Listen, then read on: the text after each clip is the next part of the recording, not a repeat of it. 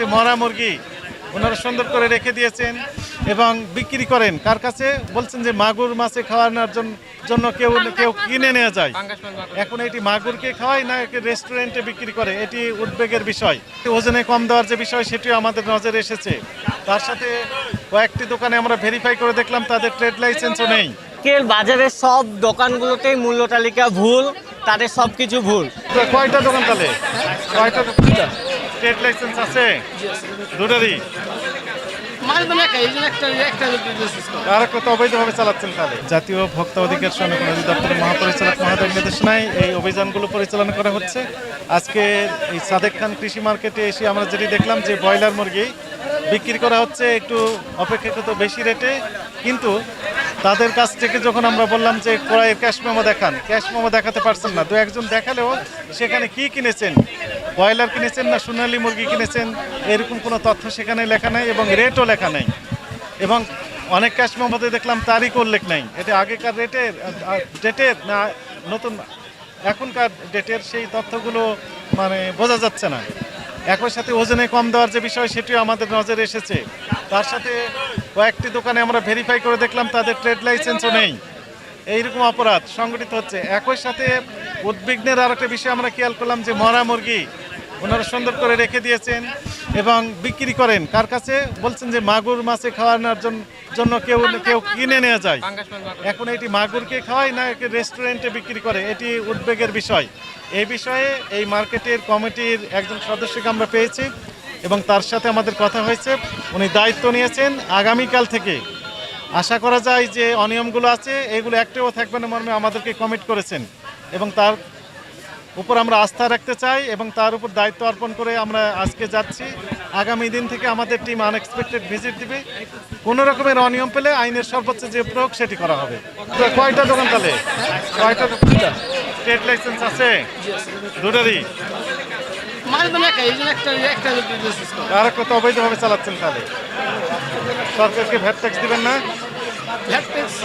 Trade licence city corporation দিয়ে থাকে। একটা করা হয়েছে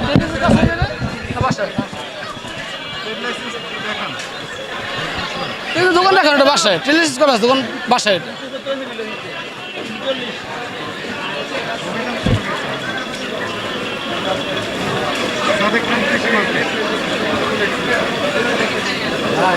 এটা বাসা দেখা হয়েছে, আসতে বাসায় আসছে। এটা মুরগি তো বিভিন্ন কাগজপাতি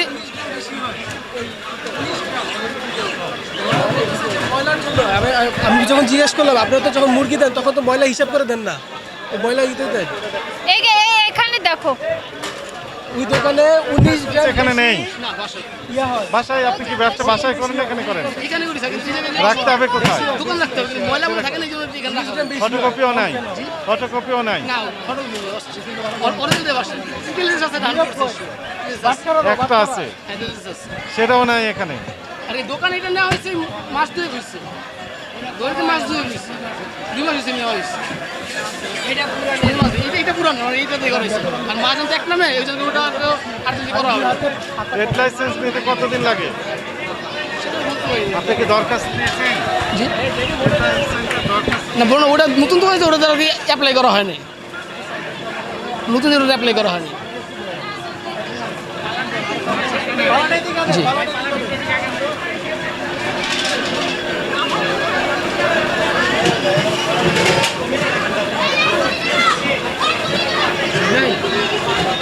এই যে দোকানটা দেবো, এই যে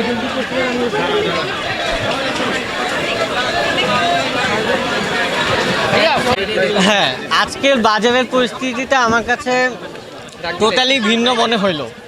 কারণ আমরা এরকম অনেক বাজারে গেছি, তাদের মূল্য তালিকা চেক করছি, অনেক দোকানে ঠিক ছিল, অনেক দোকানে কিছুটা ভুল ছিল, আমরা সংশোধন করে দিচ্ছি। কিন্তু আজকের বাজারের সব দোকানগুলোতেই মূল্য তালিকা ভুল, তাদের সব কিছু ভুল।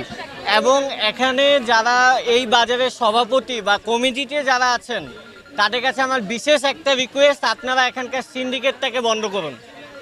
আমার একটাই কথা আজকে এই বাজার সম্পর্কে, আপনারা এই বাজারের সিন্ডিকেটটাকে অফ করুন, না হলে আমরা যারা ভোক্তা, আমাদের যারা স্টুডেন্টরা কাজ করতেছে তারা এখানে সেফটি ফিল করবে না। আপনারা আপনাদের সিন্ডিকেটটা বন্ধ করবেন এতটুকু।